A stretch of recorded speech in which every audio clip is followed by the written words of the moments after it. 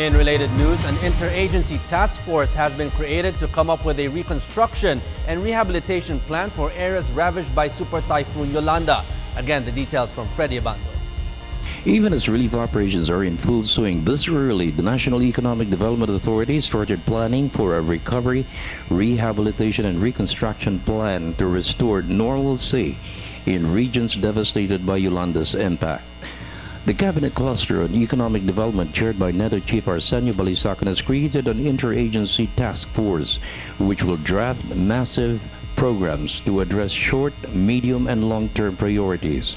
It will be presented to the President within 3 weeks for his review. As the relief is going on, intensifying, we're actually now preparing the recovery and rehabilitation plan that we have 2 to 3 weeks to complete that and for immediate execution. The most immediate need is to restore your services there. You get to rebuild the infrastructure, the schools, the health clinics, the municipal halls, the ports, the bridges, the roads. These have got to be done quickly. And at the same time, we need to put livelihood assistance projects like the workfare programs. We have that actually the DOLE is already preparing the groundwork for that with assistance from the UN. Balitaan said the government has more than sufficient resources to cover the cost of recovery to fund the rebuilding of infrastructure and other government facilities, to include hospitals, to restore the delivery of basic services. The overall assessment of damages and destruction will also be expanded to cover housing, since thousands of victims in the typhoon-hit areas were rendered homeless, many of which will be housed in temporary shelters for some time. Top priority will also be given to water supply and distribution systems, irrigation, power, and telecommunications. It will cover Tacloban City, which was fully devastated, Leyte, Eastern Samar, several provinces of Western Visayas, Coron in Palawan, Northern Cebu, and some areas of the Mindoro provinces.